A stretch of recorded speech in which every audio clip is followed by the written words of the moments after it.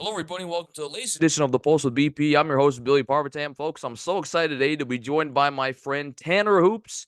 Tanner is the voice of Minnesota Gopher Volleyball and studio host for Gopher Football. Previously was a ESPN radio host in Michigan and also was the voice of the Duluth Huskies in the Northwoods League. That's where I got to know him. He's still in baseball. He's the voice of the Sioux Fall Canaries, and seems like every year we bring him on right around this time as the NFL playoff starts to talk about the state of the NFL and sports overall. Tanner, it's so great to see you as always. Happy New Year, and thanks so much for coming on. Hey, one of the great traditions. Always appreciate you having me on, Billy, and always great talking to you. For sure, and I mean, you talk about the bombshells that we've had already this week, obviously with the playoffs starting, but so many other big news with Bill Belichick and Nick Saban retiring and Pete Carroll being let go by the Seahawks. Is just so many things going on, and as always, very excited to have you here to talk about it. So we get right to it, Tanner. The NFL playoffs start this Saturday. Super Wild Card Weekend. They're calling it games on Saturday, Sunday, and Monday. Of course, making it for a very exciting start to the playoffs. And so many things happened in the NFL this year. I think the MVP race, for example, was more wide open than it's been probably in any recent year that I can remember. There really wasn't a clear guy until late in the season that I felt like was clearly the front runner for the MVP. I think about so many good Coach of the Year candidates. I mean, so many guys did a great job with their teams, whether it's the great teams having the best records or guys really over improving expectations. So you look at some of the storylines in the NFL this season, Tanner. Is there any that stick out to you in terms of, man, this was a really good storyline that we got to see?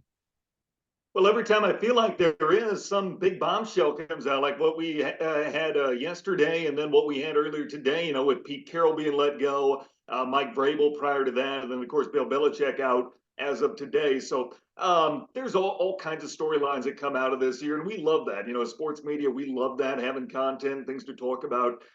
You nailed it with the MVP race. I mean, it was so wide open. People were thinking Dak Prescott is possibly the MVP, maybe even the front runner as late as week 12 or 13, something like that. Brock Purdy was a lot of votes. I know some people have mixed feelings about him. Christian McCaffrey, I think, is a guy that has been a favorite for a lot of people for good reason. I always think, it's more of a quarterback and a running back award, but for better for worse, I think that's the reality. And I think Tyreek Hill was really slept on. I really thought he was just such a difference maker that he should have been a bigger part of the conversation.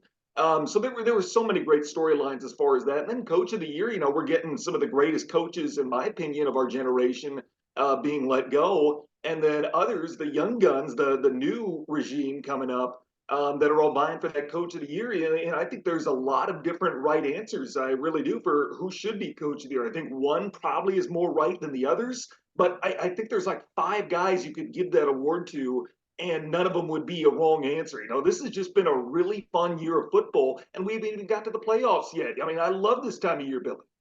Yeah, for sure. I think for me, the biggest storyline, if I had to think of one, is Lamar Jackson. I mean, here's a guy, there was all this talk about in the offseason whether or not he's going to get the contract that he deserves, that he wants. I remember we were talking about that last year when you came on the podcast, and he ends up getting it. Of course, there were all these talks about a bunch of teams didn't want him. I think they look foolish now, especially with their quarterback situations, and he comes in and the Ravens as a whole, it's not just him. I think Lamar Jackson is probably the front runner for the MVP right now, but just in terms of being able to really lead this team to a dominant regular season. I mean, they had four losses. One of them was they were playing their backups, but the other three losses, I mean, they were leading in the fourth quarter. They very easily could have won. I mean, we could have been talking about potentially an undefeated Ravens team going into the postseason. So to me, that's the biggest storyline: Lamar Jackson leading the pack for the MVP.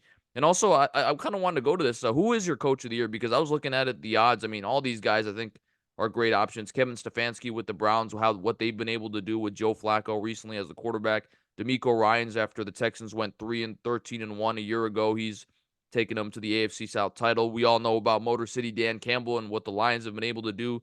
Obviously, you've got to throw in John Harbaugh, Kyle Shanahan. They're the coach of the two best teams. And I think Sean McVay, I mean, the way the Rams have bounced back this year after they had the most losses for a defending champion ever to be back in the playoffs, I think McVay should receive some consideration. So who is your coach of the year candidate? You said there's one right, you think, and a lot of good options, but who's your coach of the year candidate? Let me start with Lamar Jackson and what we're going through here in Minnesota. With the quarterback position, as far as should you pay Kirk? What is the future look like at the quarterback position for Minnesota? He's 36. He's coming off major injury.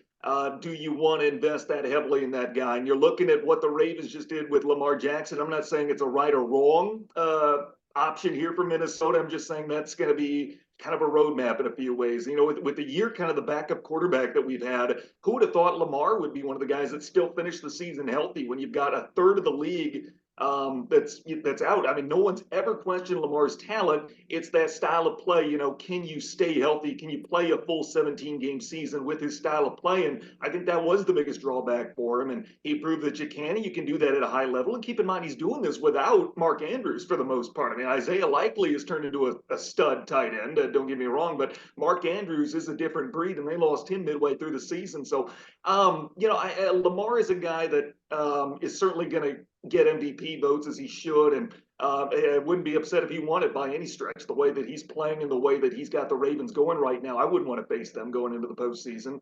But you look at the conversations around his future and what kind of money you pay a quarterback like that this offseason. I think it's going to be a roadmap for a third of the league at least this season going into 2024 in the fall of that, seeing what kind of emphasis you put on the quarterback position. Then beyond that, the backup quarterback position. You know, we saw that here in Minnesota. A lot of teams saw that, how important that those two positions are, your starting quarterback and your backup quarterback. So Lamar is just such a special talent. I'm really happy for him. I've always been a Lamar fan, you know, and I'm rooting for him to continue to stay healthy and be a generational talent in this league. So as long as he's continuing to bowl out, that's great for the NFL and football in general.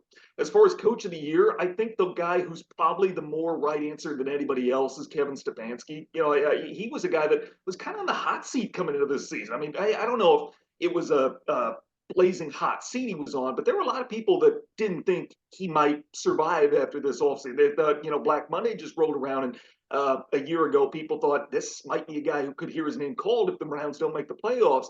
Well, they do, despite everything going on with them, the turmoil surrounding Deshaun Watson, you know, beyond his off the field issues. He wasn't able to stay healthy and be there. And then Joe Flacco comes in, a guy literally sitting on his couch and does what he's doing is incredible. I mean, Joe Flacco, no disrespect to DeMar Hamlin, you know, it's an incredible what he's been able to overcome, but man, Joe Flacco's got to be your comeback player of the year. I think just what he's been able to do and play at the level that he's doing at age 38 is just simply incredible. So I'm a big Joe Flacco guy in that bandwagon. I'm kind of personally rooting for a Browns Lions Super Bowl just because how fun would that be? You know, Dan Campbell against Joe Flacco.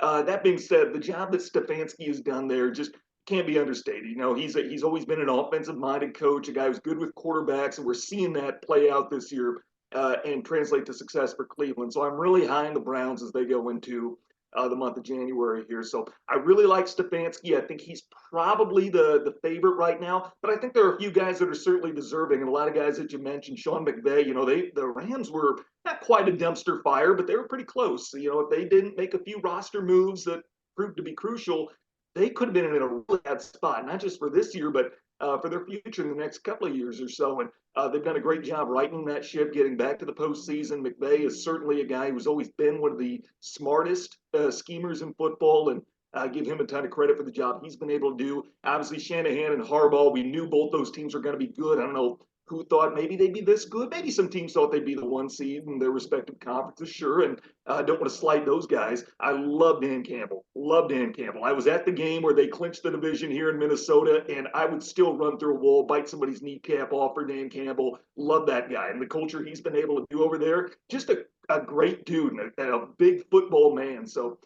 big fan of him and what he's been able to do. I think he's going to get consideration. Mike McDaniel will get consideration. I think they kind of faltered toward the end of the season. They blew that lead in the division, I think up 3 with 5 to go, and couldn't hang on. I think that's going to hurt him a little bit. D'Amico Ryans, you know what, boy, you can't understate the turnaround the Texans had, you know, and the job that he was able to do. A lot of people, I think, thought he would be kind of a bridge guy, you know, just kind of bridge the gap during the rebuild for the next coach. And all of a sudden, they're in the postseason. Shane Steichen was a guy that, you know, if Tyler Goodson catches that pass on 4th down, he's maybe, you know, gets them in the playoff. He might be a candidate for coach of the year. So I think there's a lot of deserving guys out there, Billy, but I think the job that Stefanski has done is going to set him apart just a little above everybody else. But again, there's like 5 different right answers you could have out there. But if I had a vote, I'd probably give it to Kevin Stefanski. I agree with you. I'm going Kevin Stefanski for all the reasons you mentioned here. Well, let's go right to it, Tanner, and talk about Kevin Stefanski's Browns as we look at our first wild card matchup. And what I'll do here, because depending on who we pick, we may have different matchups later on in the rounds. If you can kind of keep track of who you predicted, I think that'll make this go a little bit more smoothly. But let's go to that first matchup I want to talk about, Tanner. Browns and Texans in Houston on Saturday. You've got the Browns, who are currently favored at -2. We just talked about him. I mean, Kevin Stefanski, the job that he's done. The Browns started the year with Deshaun Watson. This is, by the way, the Deshaun Watson Bowl because he was with the Texans for so many years. Gave him a fully guaranteed contract. There was a lot of controversy surrounding that. He ends up getting injured partway through the season, out for the year. Nick Chubb, who's one of the best running backs in the league, he gets hurt. I mean, we think about how good this Browns team is. Imagine if they had Nick Chubb, how much better they would be and how much scarier they would be. They bring Joe Flacco off the couch. We know he can play. I mean, he's a Super Bowl champion with the Ravens, 38 years old, but he's really playing with house money. He's really led the Browns to some great wins in this winning streak here. We've got Amari Cooper and David Njoku, who's really turned into a favorite target for Joe Flacco. Still got Myles Garrett leading the defense. He's one of the best defensive players in the league. And by the way, the AFC North with the Ravens, Bengals, Browns, and Steelers was the first division in the Super Bowl era to have all four teams finish over 500. I think that's crazy. Of course, the Bengals didn't have Joe Burrow late in the year, so I think they very easily could have made the playoff if he's healthy. On the other side, you got the Texans. We talked about D'Amico Ryans, the job that he's done. 3-13-1 a season ago. They're now back in the playoffs as the AFC South champ. CJ Stroud, I think the runaway rookie of the year offensive-wise. 4,000 passing yards, one of the best rookie seasons we've seen. Nico Collins and Tank Dell before he got injured. That was a nice receiving duo, of course, with the veteran Dalton Schultz at tight end. And like I mentioned, they won the AFC South. Very close game against the Colts. Again, if a running back doesn't drop a pass, we might be having a different conversation. Texans might not even be in. But you look at this matchup, Tanner, I feel like it's kind of two teams that you're probably not expecting too much of in this playoff run. But very excited to see the matchup. What do you think about the game, and who do you think ultimately wins? I love this matchup. I think it's a really bad matchup for Houston. You know, you win the division, you get, the Browns, and the guy's probably going to be coach of the year, probably comeback player of the year coming into your place. So as much as I like Houston, and let me tell you, I wasn't sold on C.J. Stroud coming into the year. I didn't think he would be a bust. I just wasn't sold on him. He's proved everybody wrong. You know, he's probably going to be the rookie of the year this year. I think Puka Nacua is going to get a few votes as well, but it's kind of a runaway, I think, between those two. And I think CJ probably has the edge on him. No disrespect to those guys, but you know what? Being in the postseason is a different animal. And I've seen Joe Flacco win in the postseason. You know, he's got a Super Bowl ring. I haven't seen that yet from CJ Stroud, and no fault of his own. He's a rookie, but you know, being there, it's a different animal. It's a different environment. And I think having that experience, the experience Joe Flacco has, plus that defense against a rookie quarterback, I really like Cleveland in this matchup. No disrespect to Houston, it's been a phenomenal year, and they've certainly overperformed as far as expectations go. But I think Cleveland's just been one of the best stories in football, and I think that keeps going after this weekend. I agree with you. I'm going with the Cleveland Browns. You look at it. I mean, look, we all agree CJ Stroud is a better quarterback than Joe Flacco. Like, who do you want moving forward? Of course, we're going to say Stroud. But I think for this game, Joe Flacco is the Super Bowl champion. The Browns have the experience. He's had, nearly half a season to really kind of get adjusted and get to know his team. I think he's going to be the veteran that they need and lead them to the playoff win. Maybe a little bit low scoring, but I do think the Browns ultimately win and cover -2. So we both agree there that the Browns are advancing to the divisional round. We go to the next matchup, Steelers and Bills. Of course, the Steelers 10-7. First of all, one of the most historic franchises in the National Football League. But you've got Mike Tomlin, who I think this is one of the most incredible streaks in sports, Tanner. 17th consecutive season without a losing record. And by the way, he's the longest tenured coach now that Bill Belichick has left the Patriots.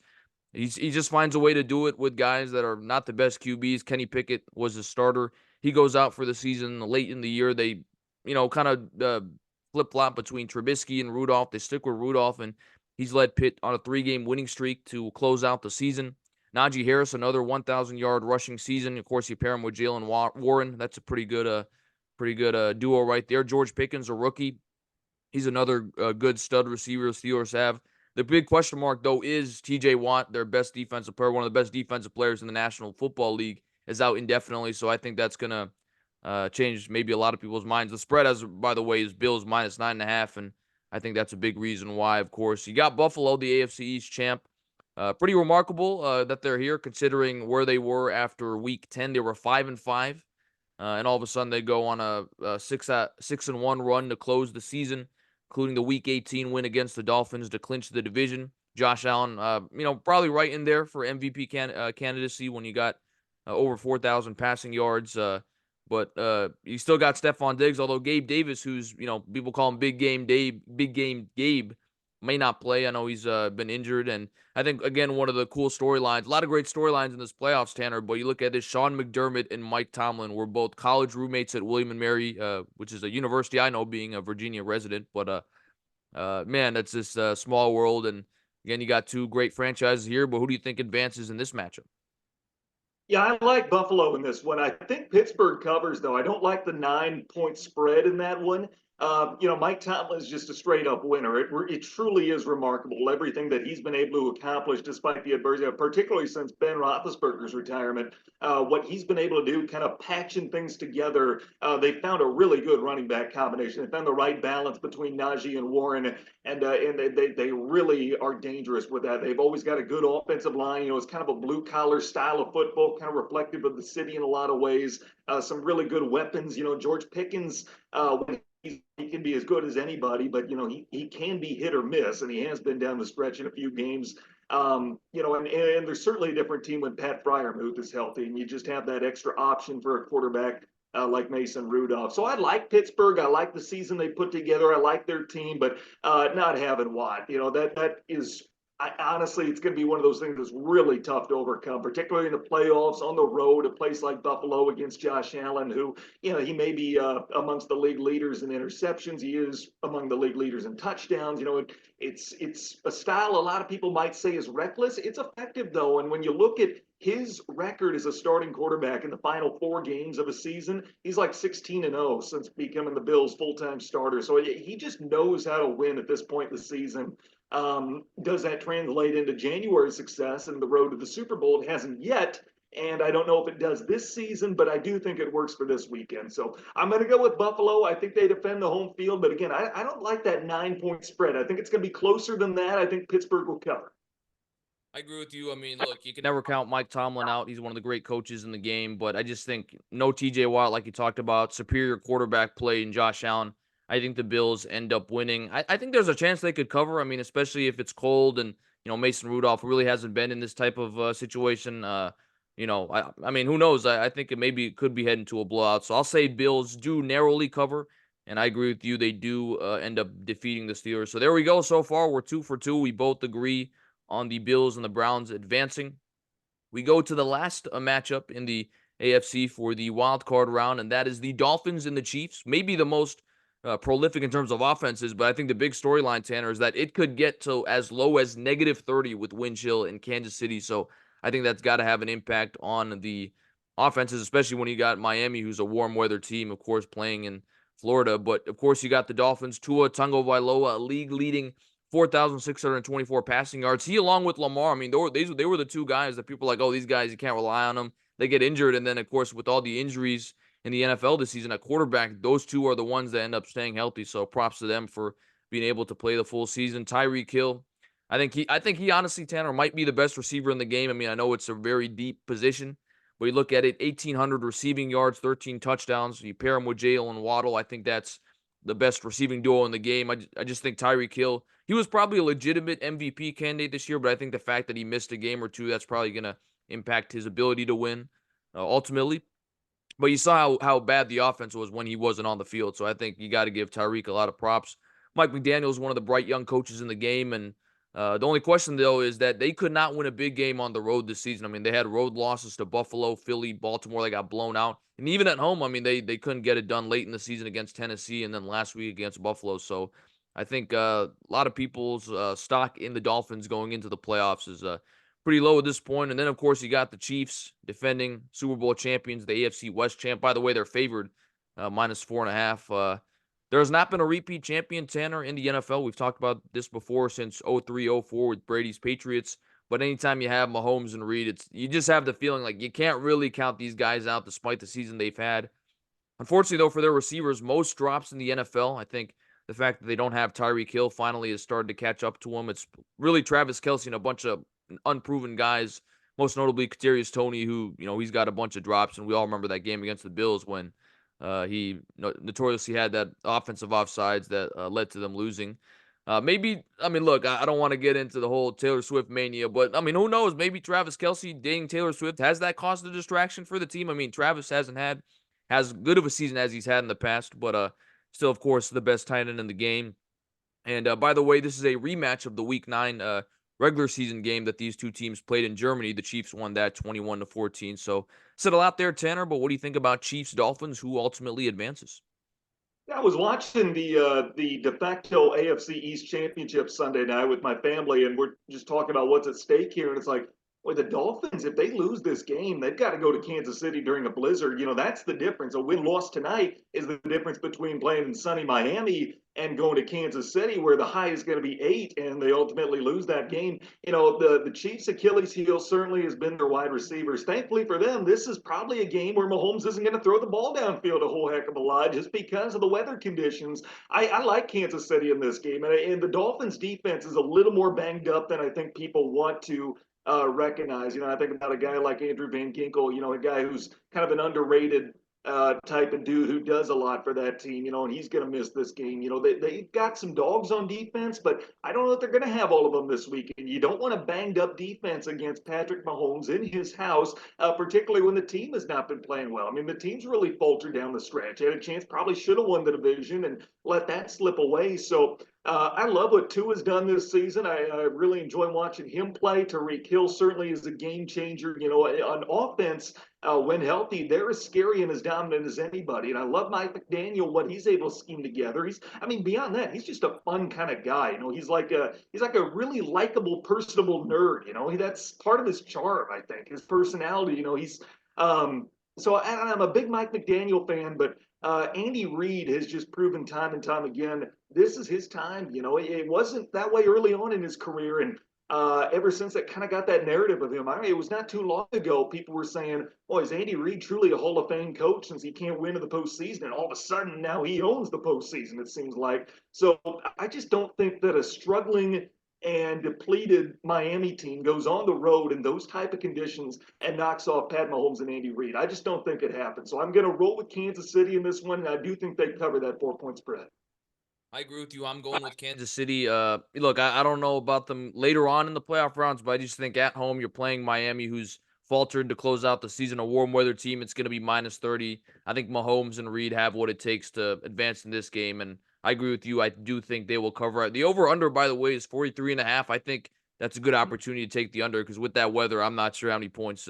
As great as these offenses are, at least with the quarterbacks, I don't know how many points they're going to score in that weather. So how about that in the AFC wildcard round, Tanner? We agree on all 3 matchups. The Browns, the Bills, and the Chiefs will all advance. So we'll see if that ends up being the case. We now transition over to the NFC. Maybe we'll have some disagreement here. I'll first look to that Monday night matchup, Eagles-Bucks. Of course, you talk about the Philadelphia Eagles, the defending NFC champ. Going into the season, I think most people would agree they were one of the clear favorites to win the NFC along with San Francisco. They started 10-1, so you thought, oh man, this is right. They're picking up right where they left off. But unfortunately, they finished 1-5 to close out the season, 11-6, and they end up being a wild card team and have to go on the road. I saw this interesting stat, Tanner, that no team has finished the season 1-5 and won a playoff game since 2000. So obviously the trends are not looking in Philly's favor. But you still have Jalen Hurts, who's a top NFL QB, especially when he's healthy. You've got the weapons on offense, A.J. Brown, Devontae Smith, Dallas Goedert. Their Hall of Fame center, Jason Kelce, he may retire. I mean, might be his last rodeo. He thought about it last year. He's in the thick of things in the playoffs again this year. So we'll see what happens with the Eagles. They're currently favored -3. On the other side, you've got the Tampa Bay Bucks, who I also think are a pleasant surprise this year at 9-8. They won their 3rd straight NFC South title. Maybe Todd Bowles is a good coach after all. I mean, once Brady retired, he kind of had a chance to run the team the way he kind of wants to, and as a result, I think he's kind of again he's not going to win it being 9-8, but I think that's another underrated coaching job that people aren't giving enough attention to. Baker Mayfield, I think he's also in the conversation for comeback player of the year. I mean, he was a guy who he kind of had a nice season with the Browns, got them their first playoff win, and then kind of faltered after that, bounced around a few teams, lands with the Bucks, and in that game manager role is able to lead him to a 9-8 record, not making mistakes, helping you win the game instead of losing it. So I think Baker, along with Joe Flacco, of course, should be in that conversation for comeback player of the year. Rashad White had a solid season rushing the ball in the backfield. And then, of course, you still have got the receiving duo of Mike Evans and Chris Godwin. So honestly, it's kind of surprising, I think, Tanner, on paper, why the Eagles are only -3. But then, of course, when you look at how they finished the season, it makes a little more sense, and they've got to go on the road. So what do you think about this matchup, a rematch of 2 years ago when they played in the first round? Of course, Brady was playing then, and they blew out the Eagles. But what are your thoughts on this matchup? Yeah, something's going on with the Eagles. They're certainly as talented as anybody in the NFL, but something's going on inside that locker room with the way that they finished the season. I don't know what that is. There's people that have speculations and theories as to what's going on there, but I don't know. They got to get it figured out, and they don't have a whole heck of a lot of time to do it. Certainly if you look at this as like a week 5 matchup, it is no contest. On paper, this should be a dominant Eagles victory, but they got to go on the road. They're not playing well. Tampa is. I mean, Tampa's a team that when you look at Baker over the last 3 games in particular, I don't know that there's a quarterback that has put up the numbers Baker has over the last 3 games in particular. He's not going to be the most talented quarterback like you mentioned, but he's a guy that just doesn't make the mistake. And sometimes, especially once you get into the postseason, that's what really matters: is can you avoid the big mistake rather than can you be the most talented guy out there who goes out there and slings it. He's got plenty of weapons, and again, being at home, I really like Tampa in this one. So I think this one is probably going to be our first upset. I'm just a firm believer in riding the hot hand, and I think right now that's Tampa, that's Baker. I think they're going to win a close one against Philadelphia, and that may be our first big upset throughout the NFL postseason. And then, not to mention, I think they've got the best player defensively on the field between either of the teams, and in the biggest Pro Bowl snub in Antoine Winfield. As unbiased as I might be, man, that guy, I don't know how he's not a Pro Bowler, but he's just such a difference maker. And I think it's really underrated how he has been slept on here down the stretch, especially the last 5-6 games or so, and what he's meant to the Tampa Bay defense. So I think he's playing with a little bit of a chip on his shoulder. Everyone says, they're not concerned with the Pro Bowl selections. They are. Everybody is, whether they want to admit it or not. And, I think he's going to play with a little chip on his shoulder. And I think Tampa's, it's a great sports city. I think they're going to show out for a home playoff game against the defending NFC champion. So I'm going to go with Tampa to get the upset in this one. Wow, so there you go, a bombshell from Tanner. He is going with the Tampa Bay Buccaneers to win the game. I'm going with the Eagles again. I don't feel great about this game. I mean, all the points you mentioned are right on the head. They haven't been playing well to close out the season. I mean, they lost to the Cardinals and Giants, two of the worst teams in the league, to end the season. So I don't like the way the Eagles are playing. But again, one and done playoff format. Maybe they reset a little bit. They've been through this process before, although a lot different last year when they were basically the 1 seed and didn't really have any close games. But I do think they have just enough to get it done against the Bucs. Jalen Hurts is still that guy, again, the superior quarterback in this matchup. So I am going with the Eagles. I do think they end up covering the -3. So there you go, our first disagreement. Maybe some folks didn't expect it for this matchup, but I am going with the Eagles. Tanner is going with the Bucs. We move next to the Mike McCarthy Bowl, the Packers and the Cowboys. Another great reunion in this wild card weekend. Two, of course, historic franchises. You got the Green Bay Packers in their first season without Aaron Rodgers. And you think about it, I mean, Tanner, they had Brett Favre and Aaron Rodgers combined 20 years or so. And you think, oh, they've got to kind of rebuild with Jordan Love and really learn what it's like for a lot of us other teams who we're fans of, what it's like the whole rebuild process. And Matt LaFleur and Jordan Love put together a nice season, get them into the wild card spot after they beat the Bears in the final week of the regular season. Jordan Love over 4,000 passing yards, 32 touchdowns, 11 interceptions. You've got a nice young receiving duo that's gained a lot of valuable experience: Romeo Doubs, Christian Watson, Jaden Reed. And, of course, you've got the veteran running back duo, Aaron Jones and A.J. Dillon. So, offensively, I think they're pretty set. And then, of course, you got the Dallas Cowboys, who, America's team. Every year it seems like there's always the circus following this team, of course, it starts with the owner, Jerry Jones. Dallas, by the way, is currently favored by -7, 12-5, won the NFC East. I think another remarkable stat, Tanner, no repeat champion in that division since 2005. We kind of thought, oh, but the Eagles are so good. Maybe they're kind of starting a little bit of a consecutive run, but NFC East, it still happens to be the case that there's not been a second champion for the same champion 2 years in a row. That's streak remains in place since 2005. Dak Prescott, another kind of MVP candidate, 4,500 passing yards, 36 touchdowns, 9 interceptions. CeeDee Lamb, I think he established himself as one of the best receivers in the game. And then Micah Parsons, I mean, here's a guy who some of the national media were comparing him to Lawrence Taylor, which I don't know if that might be a little premature, but there's no question that he is one of the best defensive players in the game. So again, Tanner, two historic franchises. Mike McCarthy coaching against the team that he led to a Super Bowl back in 2010. Who do you think wins this matchup? Yeah, first of all, I think that line, the whole spread is just ridiculous in the sense that Dallas by that much. And, this is another example of two teams that kind of trended in opposite directions toward the end of the season. Not as extreme as Philadelphia and Tampa Bay. But I tell you what, Green Bay, I can go back to mid-September. A lot of my good friends are Packer fans. And I'm watching Jordan Love out here, and I'm just thinking, this guy's not it, And I'm texting them, and I'm not even to talk down to him. I'm not even trying to dunk on him. I felt genuinely bad. I was like, this is how the rest of us feel. This is what it's like when you don't get to bank on having a Hall of Fame quarterback go out there any given Sunday. But and I got to give credit to Colin Cowherd. I was listening to him earlier this week. He talked about you take Jordan Love's last 10 games of this season and put them side by side, his numbers against Aaron Rodgers' last 10 games from last season, largely with the same cast of receivers. And it's not close. Jordan Love significantly outplayed Aaron Rodgers in that sample size. Tell you, there was a lot of people that I still remember that moment. They trade up, I think, to go get Jordan Love.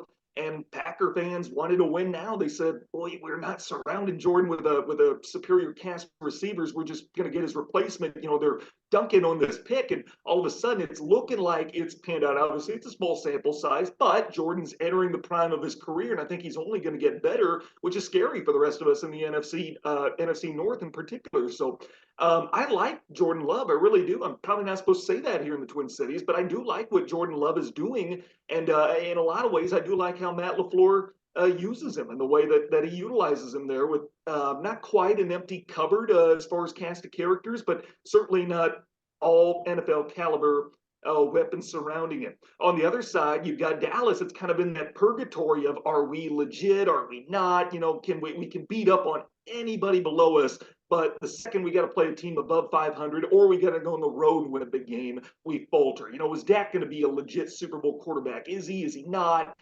Can he still be there? What do we have to do to get him to that point? Dallas just seems like they're always in that purgatory where they cannot figure out an answer to those two questions, and they haven't been able to ever since Dak has got there. Do I think Dak is a talented quarterback? Absolutely, one of the top 10 in this league. But is he a guy who can bring you to a Super Bowl? I still don't know, and I don't think the Cowboys do either. And I don't know that this season solved as any questions or gotten us closer to an answer there. So I like the way Green Bay is trending right now. Dallas Bears think they're lucky stars. This game is at AT&T Stadium because we all know how bad they've been on the road this season. But I just like the way that the Packers are trending right now. This is going to make me sound hypocritical where I go back and say, you're going with a rookie quarterback in the postseason versus a guy who has won a few playoff games before. But I'm going to go with the hot hand theory in this sense. And I think right now Jordan Love's is a little bit hotter than Dak Prescott's is. So I'm going to go with Green Bay in this one, particularly with that line that Dallas has to cover. For me, I'm taking Green Bay with the points, but I think Green Bay can win it outright. I really do. Wow, so Tanner, they're going with two upsets, Packers and Bucks. I am sticking with the Cowboys. I think this is kind of a little bit of a side thing, but they finally, I mean, it's just ridiculous that they took so long to do this, but finally put Jimmy Johnson in the Cowboys Ring of Honor, of course, during that Cowboys-Lions controversial game. I think that they have finally lifted the curse of Jimmy Johnson. I don't know if it's going to be enough to get them to their first NFC title since 1995, but I do think that the Cowboys, Dak Prescott, he's not the best quarterback in the game, but I think his playoff experience is going to help him in this game. At home, Jordan Love, he's not Aaron Rodgers, he's not Brett Favre in terms of the playoff experience yet, so I think the first time does overwhelm him a little bit. I will pick the Cowboys to win, but I don't think they cover. I think it'll be much closer than we think. So there you go. We disagree again. I'm going Cowboys. Tanner is going Packers. I do want to ask you, though, really quick, Tanner, before we move to the next matchup, Mike McCarthy, of course, he's coaching against his former team. I think in his 3 years with Dallas, he's been 12-5 every single year. Do you think he could get fired if they lose this game, though? I mean, we know Jerry Jones, he's getting up there in age. He doesn't play. He wants to win another Super Bowl. Do you think Mike McCarthy could be on the hot seat if they do lose this game, especially to his former I team? don't. I really don't. I think Mike McCarthy's going to come back next season, regardless of the outcome on Sunday afternoon. He's a guy coming off a divisional title. Jerry, while he's been getting up there, he's been so reluctant to move on from coaches. And I think that he's going to be encouraged enough with what they put together this season that regardless of Sunday's outcome, I think Mike McCarthy will still be the coach of the Cowboys when next season rolls around. That being said, if they get a shot at getting Belichick, who knows? Maybe that's a whole different conversation. If Belichick shows interest in coming to Dallas, maybe that's a different conversation. But barring anything crazy happening, Pete Carroll, Mike Vrabel, maybe they show interest. Who knows? Ron Rivera, I think, might be a guy who could be a good fit down there. I don't know. Either or, I do think I'd expect him to be the head coach of the Cowboys next fall. I agree with you. I think, look, I mean, Jason Garrett was there for what, 10 years, and they were not this, they didn't have a 3-year run like this where they're winning divisions, making the playoffs, winning 10 games, over 10 games every year. I think you got to come back with Mike McCarthy. So I think we both agree on that sentiment. We now move, Tanner, to maybe the best matchup of this wild card weekend, the Rams and the Lions. I mean, so many connections between these two teams. You talk about it, Matt Stafford leading the way for the Rams. He was a longtime Detroit quarterback, him and Megatron had a lot of special memories with that Detroit fan base. I think it's pretty incredible that the Lions' first home playoff game in 30 years is against their longtime quarterback Matt Stafford. So we got to thank the football gods for that one. But the Rams, of course, 10-7 NFC wildcard team. Like I talked about it a year ago, as the defending champion, had the most losses ever for a defending champion the following season at 12. But again, I mean, Stafford was hurt last season. You come back with him healthy. Sean McVay, that's a great duo right there. Puka Nakua, I mean, what a great emergence he was to be that second great receiver next to Cooper Kupp. 1,500 receiving yards, 6 touchdowns. He still got Aaron Donald leading that defense. He's one of the best defensive players in the game. And I think Matt Stafford has a lot to prove as he goes back to Detroit here. Actually, one of my high school teachers, Coach Kevin Curtin, who's been on the podcast a few times, he's a Rams fan and his wife is a Lions fan, and her whole family's from Detroit area, Michigan. So I think that's going to be a fun one for that household, the Curtin household, Curtin Bowl, I should call it. So shout out to the Curtains. And then on the other side, of course, you've got the Lions, who are favored right now, -3, 12-5 on the year, the NFC North champion. Jared Goff and Motor City Dan Campbell leading the way. I think both of them have proven a lot this season because there was a lot of hype around the Lions coming into the year, and they were able to live up to that hype and win the division. Although I do think, Tanner, and you would know this better than me, Kirk Cousins being injured in Minnesota did change a lot of things. I mean, that was my pick to win the division. Once he got hurt, they had no chance. So they were helped by other circumstances, but give them credit, they got it done winning the division with players like Amon-Ra St. Brown, David Montgomery, Jahmyr Gibbs. Offensively, Aiden Hutchinson is one of the best young defensive players in the game. So I think this is probably the best matchup of the weekend. Like I said, who do you got, LA or Detroit in Detroit? The short answer is Detroit, but that being said, I think this is a game that could go a lot of different ways. I love all the storylines that go into it. Stafford against Goff, and the flip flopping between those two. On the Rams side of things, I don't think a lot of people saw a playoff appearance in their future if we were to have this conversation back in August. But you look at, like you said, the emergence of Puka Nakua, who's probably he is the best rookie wide receiver in the NFL this year. I think they've found a true RB1 in Kyron Williams. I think he's turned into a legit starting running back in the NFL. Cooper Kupp is Cooper Kupp. They've got plenty of weapons on defense. We get to see Aaron Donald and then Aiden Hutchinson on the other side. I mean, that's a quarterback's nightmare for the rest of us. That's fantastic. On the Lions side of things, all the reasons you mentioned with St. Brown, with Gibbs, with Montgomery, Sam Laporta, his status I know is a little up in the air, but I've loved what he's been able to do this season. He was one of my fantasy tight ends, and I was really, really happy about that. But let me tell you, they are a legit team, Detroit is. And I love the storyline going behind them right now. I love Dan Campbell and what he's been able to do this season. And certainly he's going to get some votes for Coach of the Year. I tell you, there's a lot of conversation around Jared Goff, how legit he is. But hey, the guy keeps winning. The guy just keeps winning. And sometimes, it takes a certain coach to bring the best out of a guy. I think Ben Johnson has done a wonderful job with them. And I think both those Detroit coordinators, and Ben Johnson, Aaron Glenn, both of them are going to be interviewing for head coaching jobs this offseason. One of them, probably at least one, is going to get a job this offseason.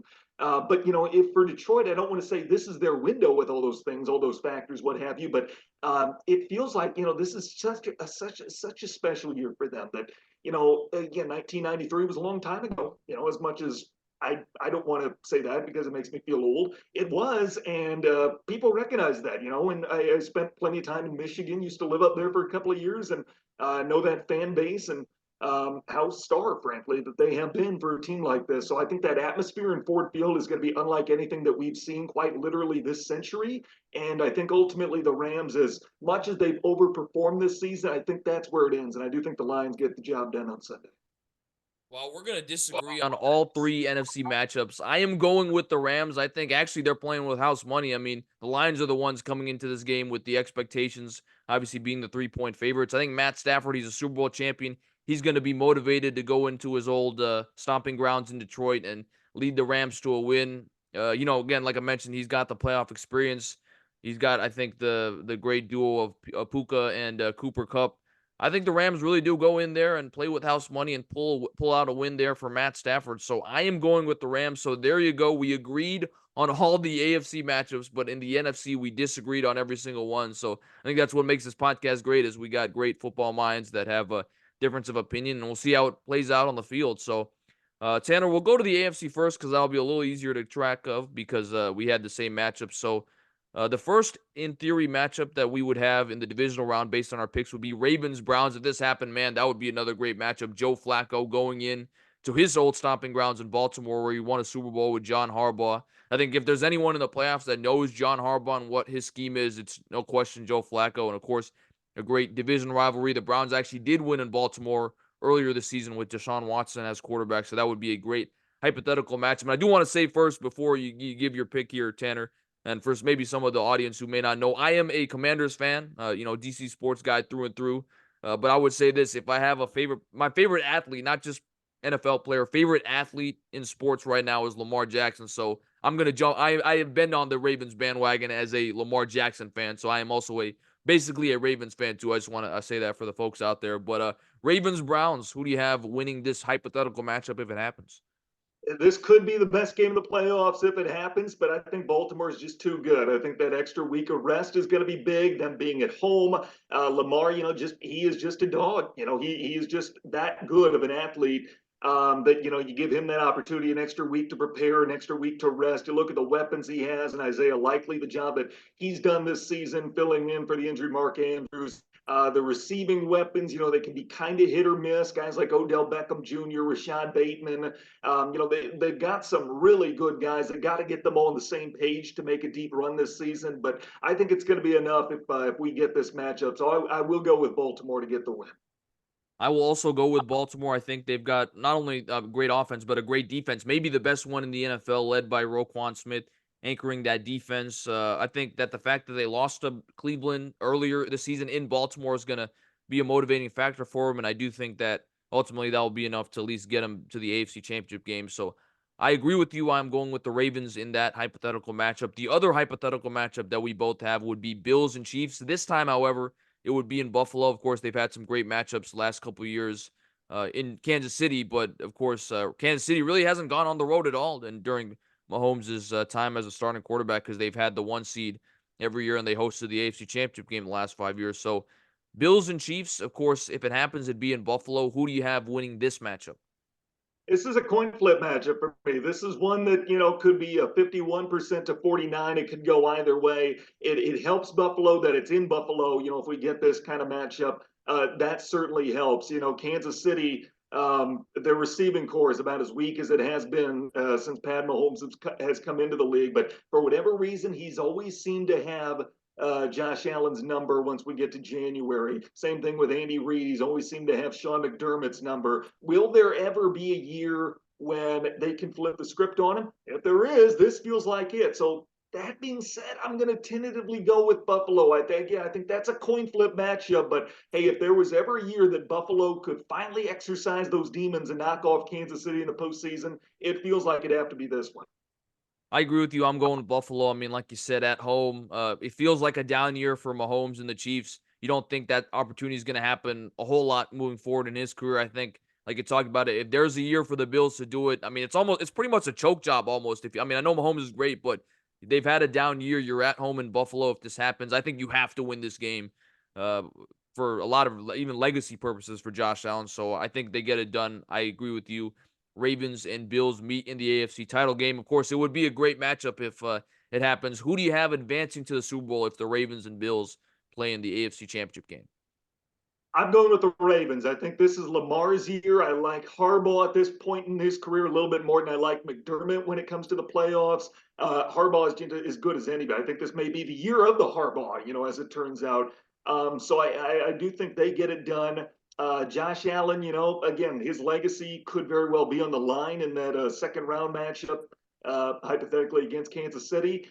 I don't think he's ready to be that guy yet. I don't think he's at the point where he's going to be a guy who leads his team to the Super Bowl just yet. I think Lamar is, and I think that's going to be the difference in that hypothetical AFC Championship.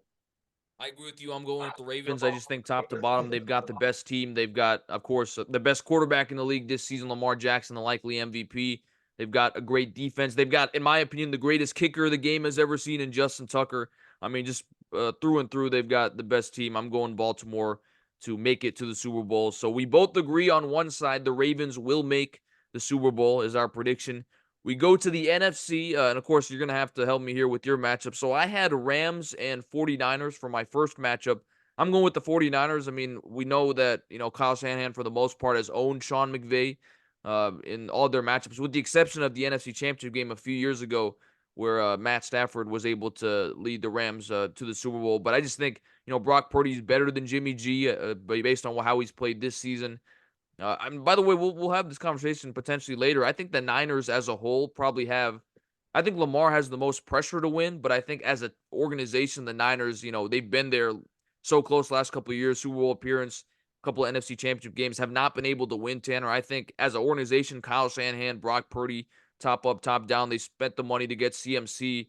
I think the Niners have the most pressure really of anybody as an organization to win the whole thing. So I do think they get it done against the Rams and advance to the NFC Championship game. So who do you have playing the Niners in your hypothetical playoffs? So I would have the Packers playing them as the seventh seed either way, whether it's the Rams or the Packers. I think the Niners get this done for all the reasons that you mentioned. There's not as much pressure on Brock Purdy, but there is in the organization. You're absolutely right. It's such a weird dynamic where, about a year ago when they were on the brink of advancing to the Super Bowl, they talked about bringing in Philip Rivers, off his couch to play that Super Bowl matchup. So, I think this is kind of a defining season as far as where the Niners are going to go as an organization, and maybe to a lesser extent, Brock Purdy's future in the NFL. Not necessarily his future in San Fran. I think there's a greater emphasis on that with how this plays out. But to a lesser extent, his future as an NFL quarterback. So, regardless of who they play, I do think San Fran is going to make it to the NFC Championship. So we both agree on that front. You look at who the Cowboys would play. I would have them playing the Eagles for the third time this season. And Tanner, I am going to pick the Philadelphia Eagles to upset the Cowboys if it happens. I just think at that point the Cowboys would be the favorite going into that matchup. The Eagles, having won a game, would have more confidence going on the road. Jalen Hurts, again, I think he's better than Dak Prescott. And I'm going with Philly. I mean, with these two divisional matchups, if they happen, I mean, you've already played your division twice in the year. You know your opponent better than any other team in the NFL. There's not as much of a scheming I think you have to do. You kind of know how each other plays. It's just a matter of executing. And I do think if it happens, Philly would execute, win one for Jason Kelsey. So I am going with Philly to upset Dallas. You would have Tampa and the Cowboys, I believe. Would you pick Tampa to upset Dallas? Cowboys Lions. I'm Oh, sorry, Lions. Tampa Lions, and this is a situation where both teams are playing well entering the postseason. But I just think being at home, being in front of that crowd, and everything they've got going behind them is going to propel the Lions. Who would have thought that? I'm picking the Lions to be in the NFC Championship. Yeah, for sure. And I should, yeah, I forgot you kind of played to both your former fan bases. Of course, you're from the Midwest. You got a lot of Packer fans, and you worked in Michigan, like you mentioned, for a few years. So you have the Lions advancing the NFC Championship game. So I've got Eagles and 49ers, which would be a rematch of last year. You have 49ers and Lions. In my matchup, Eagles 49ers, I'm going with the 49ers. They already crushed them early in the regular season, or kind of late in the regular season, very easily, even with Brock Purdy. I think that kind of gave the Brock Purdy doubters some pause now that he was able to go out there and win a big game against Philly. I just think the 49ers have been the second best team in the NFL all season long, and I think Brock Purdy gets it done, gets this team to the Super Bowl. Do you have the 49ers also advancing, or you think Detroit pulls off the upset? I want to say Detroit pulls off the upset. In that situation, I would love to see the Lions win it and go to the Super Bowl. I think that'd just be so much fun to see the storylines that come out of that.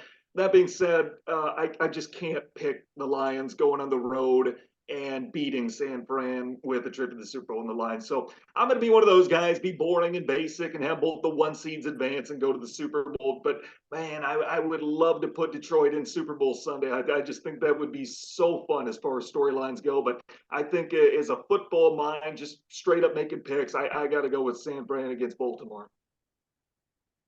There you go. So we both have the Ravens and the 49ers in the Super Bowl. Tanner, are we both going to agree on the winner? Who do you have ultimately hoisting the Lombardi Trophy in Vegas? Top to bottom, I've got to go with Baltimore. I just think they're better. I just think overall they're better. Not by much. No disrespect to San Fran. They're who they are and they're where they are for a reason. But I like Baltimore's roster top to bottom. And I tell you, it's one of those that could be absolutely a coin flip. It could go either way. But I think I'm going to go with Baltimore. I think this is the year they get it done in that rematch from the Super Bowl roughly a decade ago. Tanner, I can't disagree with you. I am going with my pseudo team, the Baltimore Ravens, to win the Super Bowl. I think Lamar Jackson proves the haters wrong this year. And again, I mean, you looked at how they demolished the Niners and Brock Purdy. I mean, single-handedly destroyed his MVP chances. I felt bad for the bettor that put a K or something on Brock winning the MVP, and that obviously went to toast after that game. But I just think, like you mentioned, it would be a Super Bowl matchup. One of my favorite Super Bowls ever when you had the Harbaugh brothers coaching against each other. I think this would be a fantastic matchup.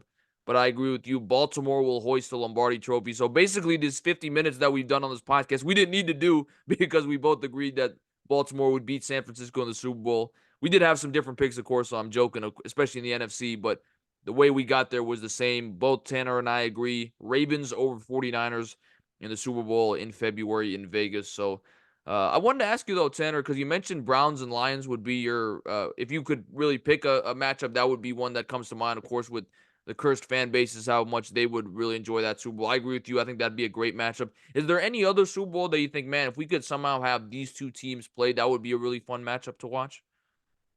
I think anything involving the Lions would be a lot of fun. If Pittsburgh were able to get on a run, just kind of the styles of football that they play, I think kind of mirror each other in a lot of ways between Pittsburgh and Detroit. I think that would be a really fun Super Bowl. Dallas is obviously a team that's got plenty of storylines and exercise those postseason demons, and particularly as you mentioned, the year that they finally led Jerry Johnson into the Ring of Honor.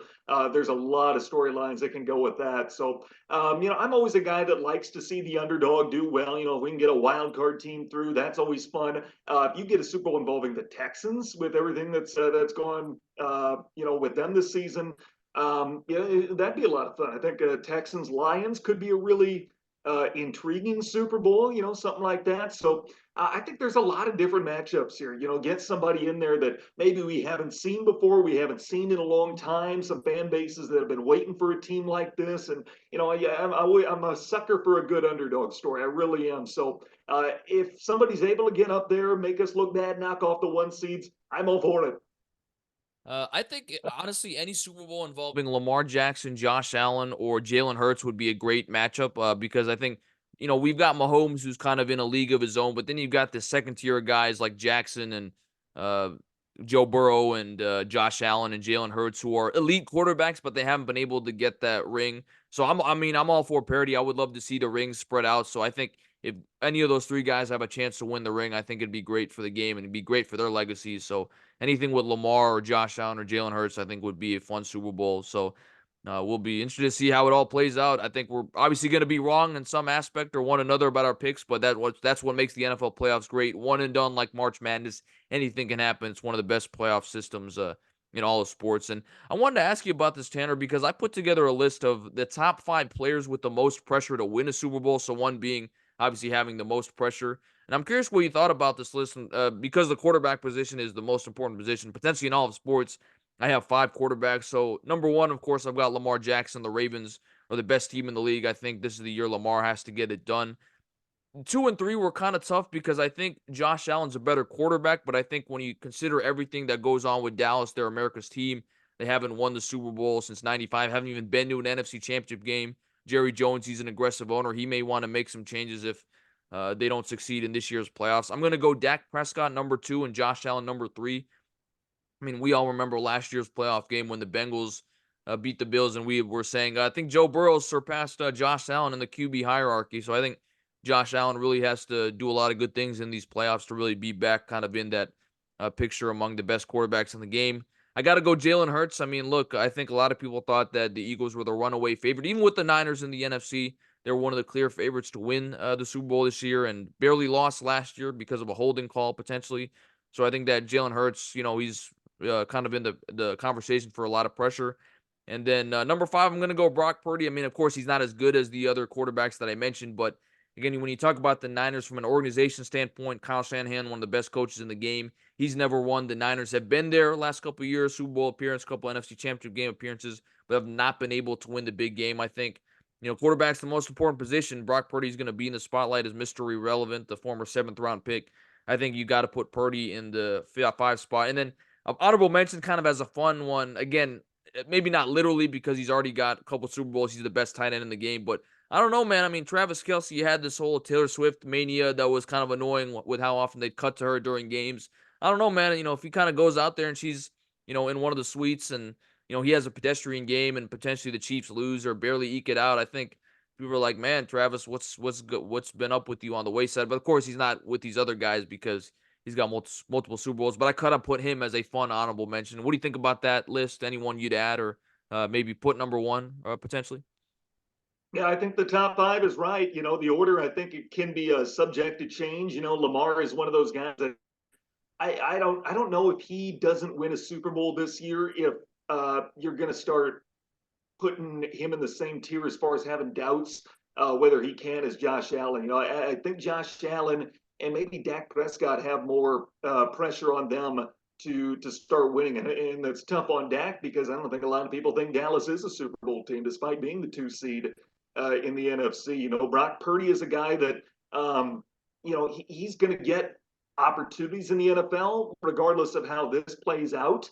But is it going to be in San Francisco? The pressure that arises with this situation is going to be whether Brock Purdy is the guy in San Francisco or not, because there's a lot of people who say, should he be in the MVP conversation? Is he a system quarterback? Is he a game manager? Or is he really an athletic guy that can go out there and make plays? Well, regardless of what the right answer is, you couldn't really ask for a better situation to be put in with the cast of characters around you, with the coaching staff. So if you're not able to win with Brock Purdy, you're probably not going to, you got to be looking at a different quarterback. You really do. When you look at San Fran and the teams that they've had in the last few years, that's been the missing piece as far as having an elite quarterback. They're elite everywhere else, but the quarterback position has been kind of the missing piece. So I do think Brock Purdy, well, this isn't a referendum, this postseason, not a referendum on his NFL future. It is with his future as a San Francisco 49er. Everybody else, they're all starting to get that pressure felt where it's like, you came in roughly the same time as Pat Mahomes. Look what he's doing. Who's going to be the quarterback that takes that next step? So I think you could take any of those other 4 that you mentioned and put them in any order, and you'd be right. I really do. I think that there's a number of different factors that go into each of these guys and what the playoff route looks like. And a lot of it may just be determined on how far they go in the postseason this year, because obviously only one quarterback can win. But if you're a one and done, that really hurt your legacy more than, you get to the NFC, AFC championship, have a close loss, needless to say. So things could look a lot different if we're having this conversation here in 4 weeks. So who's your one guy you mentioned may not be Lamar? You going Josh Allen or Dak Prescott as the number 1 guy with the most pressure, you think? Yeah, I think it could be either Josh Allen or Dak Prescott. I think that's kind of a coin flip between those 2 guys because, like Burrow's got a ring. You mentioned that it looked like he surpassed Josh Allen in the quarterback hierarchy last year. He's got a ring. Mahomes has a few rings. When is Josh Allen going to have that? You can say that Buffalo needs to upgrade a few spots, maybe around him. That being said, the AFC, I think, is certainly top to bottom. I think it's better than the NFC, and it's not going to change a whole lot here in the near future. So if Josh Allen's not able to do it now, well, he's in, still in his prime. When is he going to do it? Dak, I think maybe just slightly on the other side of his prime. He's still in the thick of things where he can be a top quarterback in this league. But I think he is on the other side of the hill as compared to Josh Allen. So if Josh Allen's going to do it, when's he going to do it? If not now, when? And even more so with Dak Prescott. That being said, the expectations are higher for Buffalo as a team than they are for Dallas. That's definitely a good perspective to have. But you look at Tanner. I think what's great about the NFL too is that you have on average 6 to 7 NFL teams that make the playoffs that didn't make it the previous year. This year we have 6 teams that are in the playoffs. Who do you think is a team, if you had to pick now, that missed the playoffs this year that will make it next year? I'm going to pick the obvious answer, the Bengals. I mean, they were 9-8 without Joe Burrow late in the season. Jake Browning, I mean, who knows if the way some of these quarterback openings may open up if he ends up getting a starting job somewhere, get traded. But I think the Bengals, I mean, Joe Burrow's healthy. They were 9-8 this year. I think that they make the playoffs. So I'm picking the Bengals. Is there a team for you that you would think fits that description? Well, I'd like to say the Vikings, and I think I could, in a lot of ways, unbiasedly say the Vikings. I think if you, regardless of who's the quarterback next season, Kirk Cousins or somebody else, you have a healthy starting quarterback. You hope for the majority of the season. You have a healthy Justin Jefferson, and then a lot of the Vikings' mistakes this year. They had so many winnable games that were, slipped away because of turnovers. Self-inflicted wounds. I don't want to say they were freak incidents, but they were certainly correctable. So a lot of those, I think the Vikings had all the talent of the world offensively, to be one of those teams that could get in. And, even the final week of the year, it was a slim path, but they did still have a path despite everything going on. The defense is going to be another year older. In some guys, that's going to be good for Ivan Pace, maybe not as good for Harrison Smith. So what does that look like? But another year under Brian Flores, I think, is only going to be a good thing for that kind of team. So I think, as biased as homers that may make me sound, I think the Vikings is a right answer for that. That being said, you can't go wrong with the Bengals either. So much went wrong for them this year. Joe Burrow truly is an elite quarterback. Zach Taylor's shown that he can certainly scheme an offense. They'll be back. They were that close to making it this year with Jake Browning. So I really like the direction that they're headed over there. And I think Cincinnati's certainly a right answer as well. Tanner, we are 1 hour into the podcast, and we finally have a chance to talk about the bombshell news in the coaching industry. The two GOATs in their professions, Bill Belichick in the NFL, Nick Saban in college football, retire the last few days and obviously leave quite the legacy. Let's talk about Bill Belichick first. 6 Super Bowls, 9 AFC titles, 17 division championships in 24 seasons with the Patriots. I mean, no one's going to have that type of resume again. What are your thoughts about, him leaving the Patriots? Honestly, Tanner, I thought it was kind of unfair the way that he was criticized this year. I mean, look, he made some bad personnel decisions. Probably shouldn't be the GM anymore. But you look at it, since Brady left, with the exception of this year, every other year they either made the playoffs or they were kind of one of those last couple of bubble teams that got eliminated right before the regular season ended. I just thought that, look, the guy still knows how to coach. He didn't just forget how to coach. Maybe it was just a matter of time. I mean, think about it. Robert Kraft is going to have to do a coaching search for the first time in 25 years. I mean, that's just incredible. But I don't think the guy just forgot to coach. I just think circumstances, and also the AFC is stacked. I mean, Mac Jones, even though he regressed, he was nowhere near these other elite young quarterbacks that are in that conference. So I think that there was a lot working against Bill Belichick. And let's not forget, I mean, people like to give Brady all the credit for the Super Bowls, but it was Belichick's defense that really led the way in those first 3 Super Bowl championships. And then it was his defense that held the Rams to 3 points in that second Super Bowl against the Rams, and then also 0 points to the Falcons in that 28-3 comeback. So I think he has been criticized unfairly, but what's been your take on him leaving, and where do you think he goes next? I mean, is there a team out there that you think could be a good fit? He is 15 wins shy of Don Shula's coaching win record, so you think he wants to come back and have a chance to break that record? Yeah, I think the fire absolutely is still there for Belichick, and there's certainly going to be opportunities. We're looking at the openings right now, and I think a guy with his legacy is going to have the opportunity basically to more or less pick his next destination, whether that's Seattle, Los Angeles, Atlanta, a few of the openings that we have in the league right now. The narrative around him is going to be that he has done a lot of losing without Tom Brady, whether that's been his last couple of years in New England or it's been in Cleveland. Now, the cupboard has certainly been empty in New England. But like you mentioned, whose fault is that? He's the general manager. So, should he have both of those responsibilities, being the head coach and the general manager? Because, yes, you look at when Tom Brady was there, they always had elite talent around him, whether that was Rob Gronkowski or was Julian Edelman, Deion Branch early in his career. I think of some of the old school players, Lawrence Maroney for a time, Minnesota guy. Was a really good NFL back. They've had some weapons throughout the years, and Bill certainly had a part in bringing a lot of those guys to New England. He's trying to win now with Mac Jones, where you think about next season, Billy.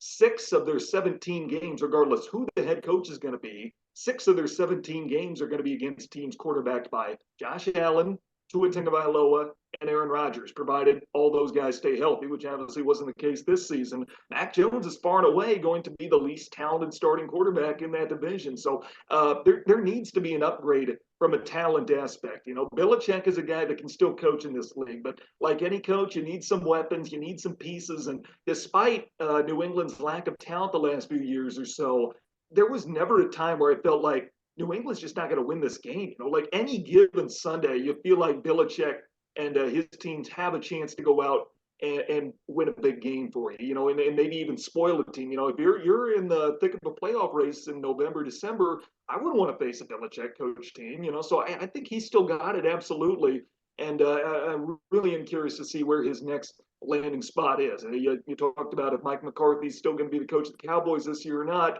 next season or not. Should he be? Well, who knows? I think he will be, but if Bill Belichick comes calling, I think there's a lot of teams that you could say that for. If Bill Belichick comes calling, I don't think you're saying no to the coach of that caliber. So he's a guy that still has it. Personnel is something that I'd probably leave to somebody else, but he's a guy you can still win with, and you put the right pieces around him. Who knows? Maybe you run it back for another decade or so. I'm gonna go Tanner because like I think you have make a great point that maybe one of these teams, if they flame out in the playoffs, one of these playoff teams, they may give Belichick a call. But if you're going by the current 7 openings that are available, I'm gonna go with the Chargers, even over my Commanders, because people have talked about how Bill Belichick has hometown ties to that team because he grew up in Annapolis. But I'm going with the Chargers just from the standpoint of they already have the quarterback. I mean, he really want to deal with a no quarterback situation? I mean, he should want to go to a team that already has a franchise quarterback, especially if he's trying to break Don Shula's record. So, of course, I mean, look, the Chargers, they're in a tough division. They've got salary cap issues, a lot of aging players defensively, but I just think you get Bill in to fix the defense. He can do that. You don't have to worry about Justin Herbert. To me, I think the Chargers, of the openings currently out there, would be the best fit. What do you think about that? I think it's a great fit for him. You get that guy who you can, have that relationship that he had with Tom Brady, or similar dynamic, is probably a better word rather than relationship, knowing how things have played out there. But either or, Justin Herbert is a guy that's, certainly got all the talent to be successful in this league. He's been longing for the head coach. I think they've got a rising star as far as an offensive minded coordinator in Kellen Moore. Do I think he's ready to be a head coach? I don't know. And if you bring in Belichick, does Kellen Moore stay? Because, he's probably a guy that feels, whether he is or not, he probably feels he is ready to be a head coach somewhere. So you run the risk of, not retaining him.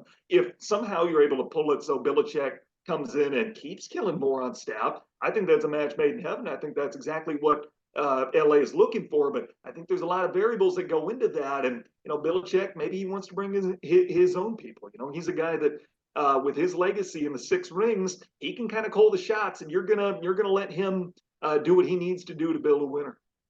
And of course, Tanner, we talk about the other great coach, Nick Saban, retiring 7 national championships, greatest college football coach of all time, no question.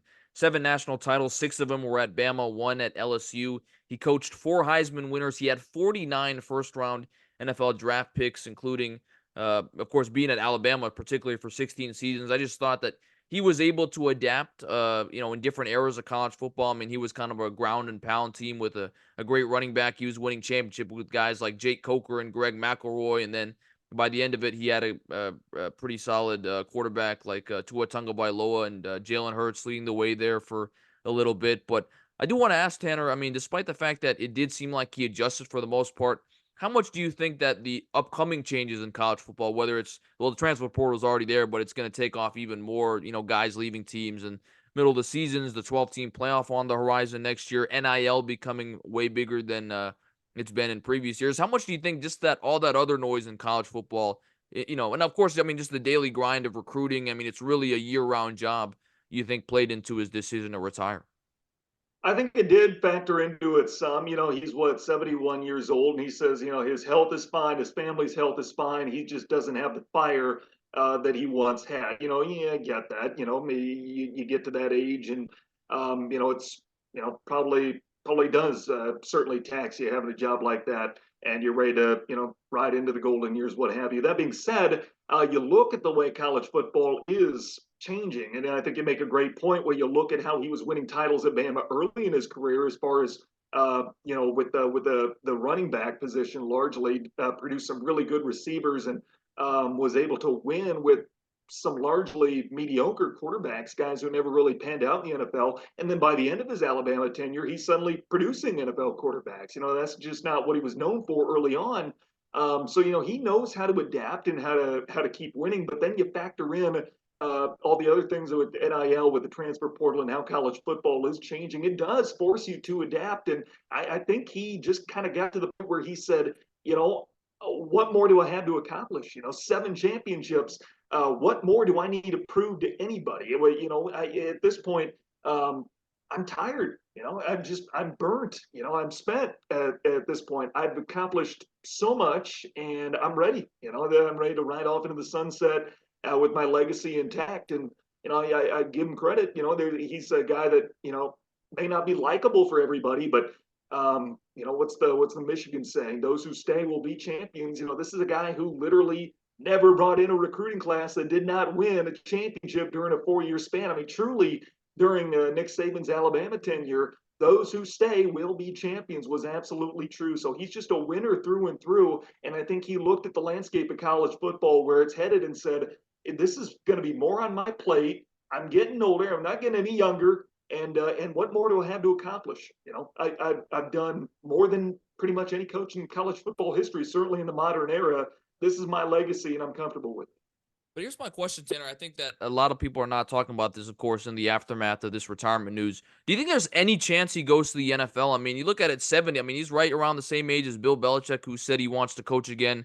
Pete Carroll, I know he's up there. He just got let go by the Seahawks, but he didn't seem like he lacked energy with the way he would always jump around on those Seattle sidelines. I mean, he's the guy who coached the Dolphins for 2 years. He was 9-7 that second year. I mean, in this day and age, I mean, 9-7, you maybe win a game or two more. I mean, it doesn't take that much more with a decent team to make the playoffs. I mean, look, man, if I'm one of these NFL teams that are looking for an opening, I mean, I wouldn't hesitate to give Saban a call. I mean, you throw him some money. I mean, who knows? He may say, hey, at this age, I want to prove I'm an all-around great coach. Give me another shot at the NFL. Do you think there's any chance he might go to the NFL? I think there's going to be some teams with interest, but I'd be surprised if he does actually accept an offer. I think he's a guy that's going to go out. Well, he's near the top with his legacy. I think that's what truly matters to him. He's done the NFL thing. I don't know that he wants to go back, and especially where he is as far as his age and where he's at in his career. There's probably going to be some teams for good reason that are interested in him, but I'd be surprised if he actually accepts an opportunity. Yeah, because I mean, you look at the 7 openings right now. I mean, the Chargers are really the only opening with the franchise quarterback, so proven franchise quarterback. So I think that would probably play into it. Who do you think is his successor? Because you talk about it. There's been all this. First of all, I love seeing Alabama Twitter freak out over who their coach is going to be, because they've never had to suffer like this in 16 years under Saban. I'm gonna go with Dabo Swinney. I mean, he's got ties to Alabama. He went there for undergrad. You feel like his time at Clemson, you don't know how much longer he's gonna. Not that he's not gonna stay, but you kind of feel like it's fizzled out a little bit. He's won 2 national championships, both against Bama.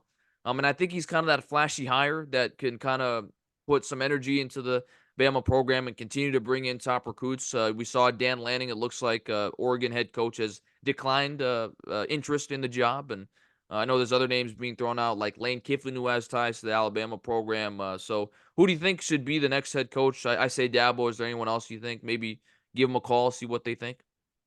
I think it's Kalen DeBoer. I think that's the guy that you go after if you're Alabama. Obviously a South Dakota guy. I've got strong ties to Sioux Falls, so I'm a little bit biased in some sense, but that's a guy who just wins. He's just a winner. He wins everywhere he goes at any level. You look at the job that he's done at the University of Sioux Falls and on to Fresno State and then the University of Washington. It's just a guy who wins everywhere he goes.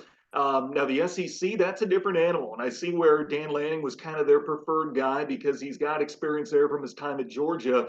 But you know, Dan Lanning is their guy. Keep in mind, he's 0-3 against Kalen DeBoer since they become the head coaches at Oregon and Washington.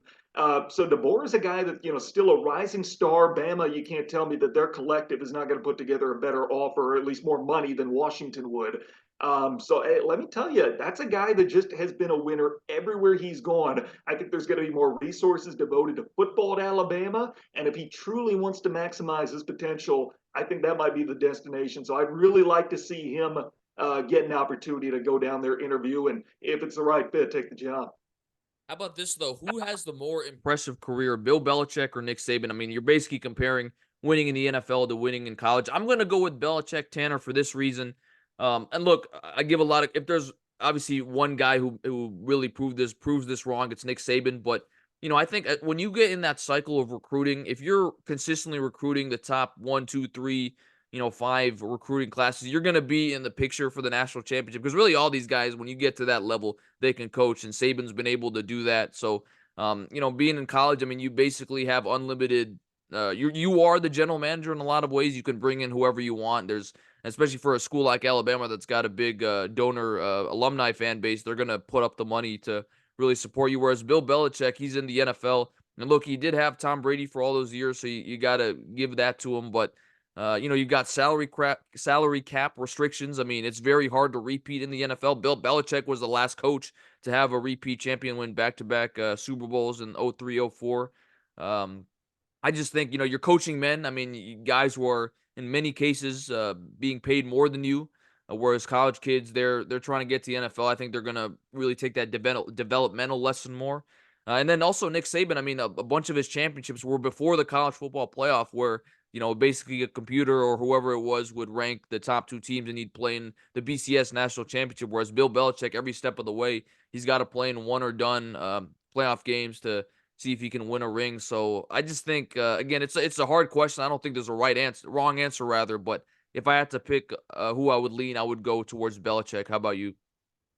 Yeah, I feel the same way that, you know, Belichick, the knock against him is going to be that there's been a lot of losing without Tom Brady. That being said, he's got 6 Super Bowl rings. We've seen Nick Saban coach in the NFL, and, you know, obviously it wasn't a disaster, but it certainly wasn't his calling. He found his spot at the college level, and there's something to be said about that. There's certainly something to be said about winning with different personnel over the course of his career and then being adapted to the game as he was, you know, going from as I mentioned earlier, you know, a guy who would coach and develop good running backs and receivers in Alabama to the end of his career. He was producing NFL quarterbacks, you know, Jalen Hurts, Tua Tagovailoa and company. So there's something certainly to be said about that. But, you know, you give me my choice, 7 college championship rings, 6 Super Bowl rings. I'm probably going to pick the Super Bowl ring. So again, yeah, it's one of those that's kind of a coin flip. Either could be a right answer, but you know, if you give me the choice, whose career would I like? Who would I rather have? I think I'd probably go with Belichick. I do think though Pete Carroll. I mean, again, he's not the better coach than either Saban or Belichick, but the fact that he's won one in the NFL, should have won 2 if he handed the ball off to Marshawn Lynch, but one in the NFL, one in college at couple in college rather at USC. I think that's probably more impressive in some ways than even what Belichick and Saban have been able to do. And my final question for you, Tanner, as we go to another coach who might be trying to do that, Jim Harbaugh. I mean, here's a guy that just won the national championship at Michigan. He is a Michigan man. He went to school there in Ann Arbor, so that's his alma mater. But finally, after years, leads his alma mater to the national championship. There's been talk he might go to the NFL. I guess it's really a multifaceted question. A, do you think he goes to the NFL? I mean, the main story has been, of course, with this NCAA scandal of them investigating the stealing signs.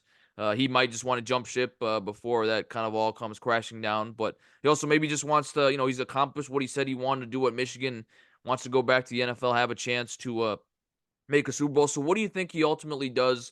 Does he stay at Michigan or does he go to the NFL? And if he goes to the NFL, what do you think would be the best fit for him? This is where I would say my Commanders would be the best fit for him because They've got the cap space. They've got the second overall pick. I think as a Commanders fan, because Commanders, I mean, in terms of being cursed, I mean, they're up there in terms of the franchises haven't won a Super Bowl since '91.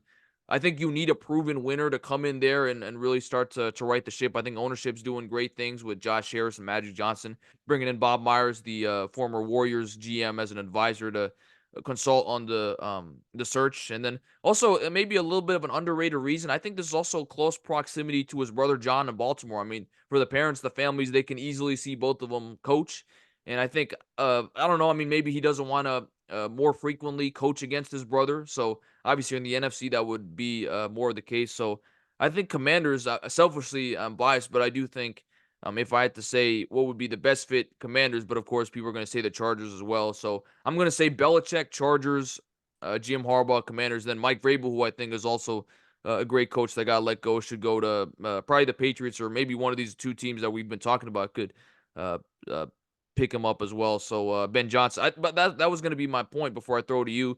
This could be the most qualified coaching free agents in an offseason that we've ever had when you talk about Belichick, Harbaugh, Mike Vrabel, Ben Johnson with the Lions, maybe Saban. I mean, who knows if someone could change his mind? That would be an interesting hire. But what do you think about that, Jim Harbaugh? Where does he? Do you think he stays at Michigan? And if he doesn't, where does he go in the NFL?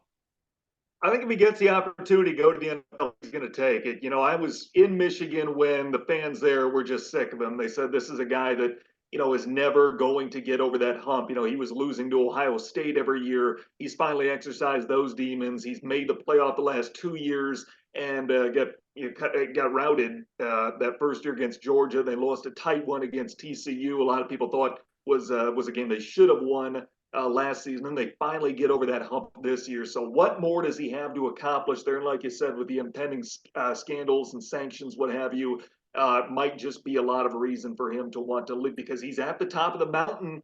Now it's about your legacy. He can leave Michigan right now and forever be cemented as one of the old time greats, a true Michigan man. That would never change, despite whatever happens, what the NCAA may hand down as far as sanctions and scandals, what have you. If he gets a shot in the NFL again, I think he takes it. Now, where is going to be, the tough question because obviously the Chargers are probably the most dream situation for anybody, given that they've got the quarterback, they've got a lot of really nice pieces. They've got a team that you feel like hit on a few draft guys here, and they could be a playoff team. I don't think it'd shock a lot of people if they're a playoff team next season with the right draft and with the right coach. That being said, Seattle moving on from Pete Carroll really surprised me. It really did because I think that guy still got something left in the tank, which made me think, and this is just me being suspicious, maybe a conspiracy theorist to an extent. Did they have an inside track on Jim Harbaugh? If you're willing to move on from a guy like Pete Carroll, does it mean that you have some kind of inside track on Jim Harbaugh, a guy who knows he knows the NFC West. He certainly knows how to win in the NFL, as we saw bring this team to a Super Bowl a little over a decade ago. So I think Seattle would be a place that he could win. I think he could go in right away and be a winner. I think Geno Smith is a quarterback that with the right coach, you can certainly make a run with, as we've seen before. Seattle's got some weapons. There's certainly a need to upgrade at a few spots, but the receiving core is going to be really strong. I think that's a place that could be a really good fit for Jim Harbaugh. If he decided that the NFL was his calling, that he wanted to go somewhere and have a shot, I think Seattle would make a lot of sense. Do you think Washington though could be a good fit? I mean, when you think about again the cap space, maybe they get Caleb Williams depending on what the Bears do with their pick. But do you think he could go to Washington and win? Yeah, I do. I think I'm excited about the direction they are heading. They're shaking things up. There's a lot of question marks around Washington right now, and to some coaches, maybe that's a deterrent. But for some, maybe that's really exciting because like Magic coming in, Bob Myers, as you mentioned, a lot of basketball guys who know how to win in the NBA. Can they get that to translate as executives in the NFL? I think that could be young and exciting. Maybe it could entice a young coach and kind of give you that opportunity. But more than anything, it gives you optimism, and that's what you need when you're a team that hasn't been successful lately. You need to sell optimism to your fan base to get butts in the seats when you're going 5-12 or 6-11, whatever it may be. You've got to find a way to sell fans on your future, and I think that there's a lot of reason to be excited about what Washington is doing over there. I think it needs to be the right fit for whoever comes in. But there's a lot of ways that it could go, and it's kind of, I don't want to say experimental, but it kind of feels that way. There's a lot. It could be the what they've been looking for to be competitive in that division again, or it could totally come crashing down. It kind of depends what kind of coach you're looking for, and then what that coach is looking for in an organization. Do you want structure? Do you want to know what you're getting into, or do you want to be on the ground floor of an investment and feel that there's nowhere to go but up, and that you've got ceilings to share? Tanner, this has been such a pleasure getting to chat with you about the NFL playoffs and all the biggest news happening in football. It seems like every year that we do this, it gets longer, but that's because we have so much fun catching up and talking football, and it always flies by. So I always appreciate you, my friend, for coming on, and it's always a blast catching up and talking football. Billy, always great talking with you. Really appreciate you having me on, and looking forward to next season. I know you and I will be in touch and chat, finding plenty of storylines going on throughout the NFL. I can't wait to be back on by then, but to keep in touch. So appreciate you, my brother. Thanks for having me on. Well, thank you so much to Tanner Hoops, Minnesota Gopher Volleyball, studio host for Gopher Football, Sioux Falls baseball broadcaster, for joining me on the latest edition of the Pulse with BP. We hope you enjoyed the NFL playoffs, folks, and all the breaking news that's happening, it seems like, with this NFL offseason. We'll see you next time. I'm your host, Billy Parvatam. This has been the latest edition of the Pulse with BP.